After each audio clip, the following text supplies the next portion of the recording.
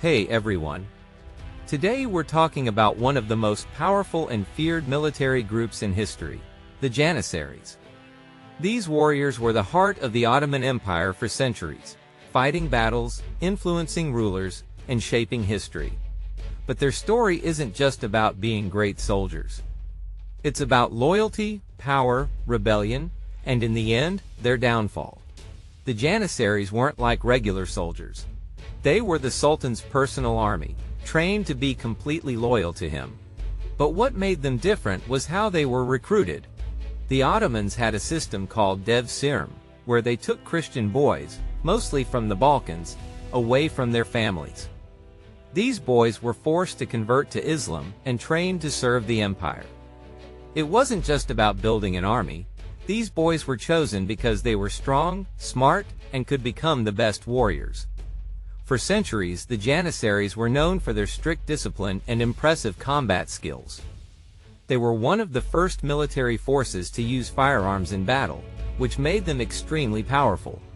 They had their own uniforms, lived in special barracks, and even had a marching band, the mater, that played music to intimidate enemies. Unlike most soldiers of their time, they were paid regular salaries and even received pensions when they retired. Being a Janissary wasn't just an honor, it was a way to gain wealth and status. But their influence didn't stop on the battlefield. As time passed, they became more involved in politics. They helped overthrow sultans and refused to allow changes that could weaken their power. In the beginning, the Janissaries were chosen carefully and trained to be the best. But by the 1600s, things changed. People started paying money to join because being a Janissary came with privileges, not just military duties. This made them less disciplined and less effective in battle. As the world changed and other countries improved their armies, the Janissaries resisted any kind of reform. They refused to modernize and rebelled whenever their power was threatened. By the early 1800s, the Ottoman Empire was struggling to keep up with European powers, and many blamed the Janissaries for holding them back. In 1826, Sultan Mahmud II decided to put an end to them. In an event called the Auspicious Incident, he ordered their destruction. Thousands of Janissaries were killed, and their era came to a violent close. And now, let's talk about what happened once these boys were recruited. Their training was no ordinary military drill, it was a full transformation. Once selected under the devşirme system, these young boys were sent to live with Turkish families in the provinces. There they learned Turkish, the teachings of Islam, and Ottoman customs. It wasn't just about learning a new language or religion, it was about reshaping their identity to ensure total loyalty to the empire. Only after this phase did they move on to the real training, one of the toughest and most disciplined military programs in history. At the capital, the recruits, now called Asimi Ogalan, or cadets, trained at the Enderun school. They were placed into specialized roles depending on their abilities. Some became riflemen, archers, artillery experts, engineers, artisans, or even clerics. Their training was relentless, with strict discipline, back-breaking labor, and a lifestyle that resembled that of monks. They weren't allowed to marry, and unlike most Muslim men, they couldn't even grow beards, only mustaches. For centuries, these rules were strictly followed. But by the 18th century, cracks started to show.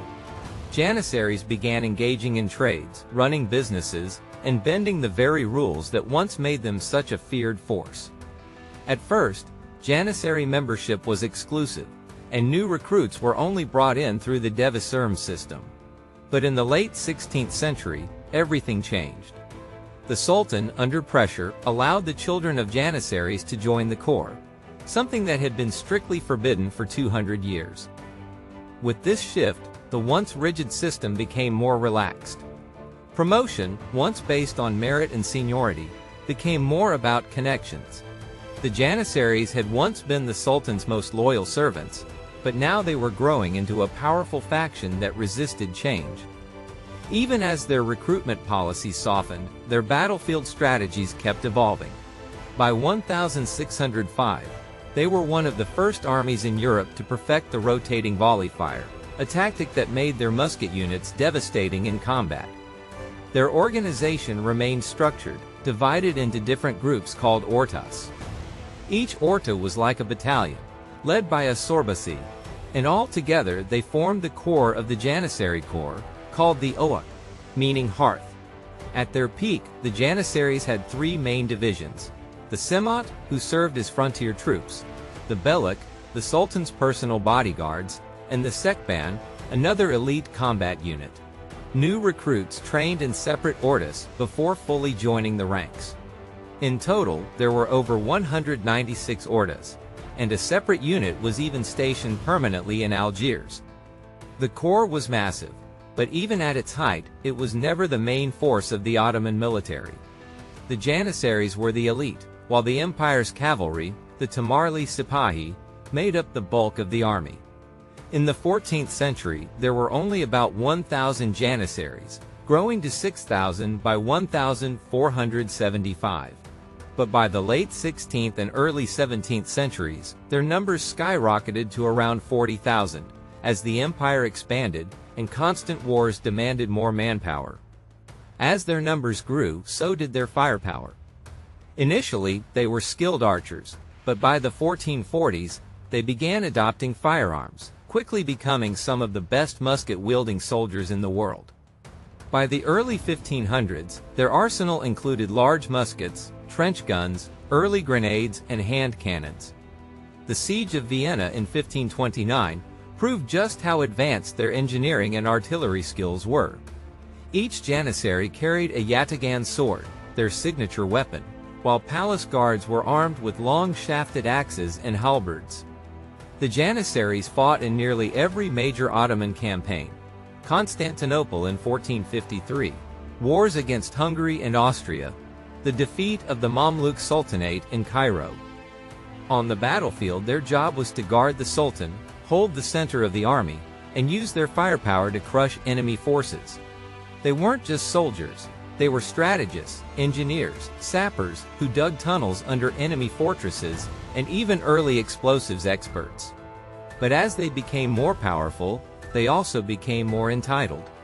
By the early 1600s, the Janissaries realized that they weren't just an elite fighting force. They were the empire's kingmakers. They controlled the government, dictated policies, and could overthrow sultans at will. No longer just warriors, they had turned into a political machine. Over time, their discipline faded. The strict training of the Asimi Ogalan was bypassed as they allowed their own sons to join without going through the rigorous selection process. Many stopped focusing on warfare altogether, instead building businesses and amassing wealth. Their effectiveness in battle declined, and by the late 17th century, the once feared Janissaries were struggling against modern European armies. The empire started losing ground. The Second Battle of Vienna in 1683 was a disaster, and slowly, Ottoman borders began shrinking. The Janissaries had become more of a liability than an asset. The first signs of rebellion had emerged as early as 1449, when they mutinied for higher wages, a demand they won. But by the 17th and 18th centuries, their uprisings were no longer about pay. They openly resisted military reforms, assassinated sultans, and crushed any attempt to modernize the empire's forces. One sultan after another tried to control them, but the Janissaries were too powerful. When Sultan Osman II tried to disband them in 1622, after a failed war with Poland, they revolted, captured him, and ultimately executed him. This set a dangerous precedent. Future sultans had to tread carefully or risk meeting the same fate. By the 18th century, their influence reached its peak, but so did their corruption. In 1804, Janissary leaders in Serbia ordered the mass execution of Serbian nobles to prevent them from rising against Ottoman rule. Instead, it sparked the Serbian Revolution, a sign that Ottoman control was weakening. The final straw came in 1826.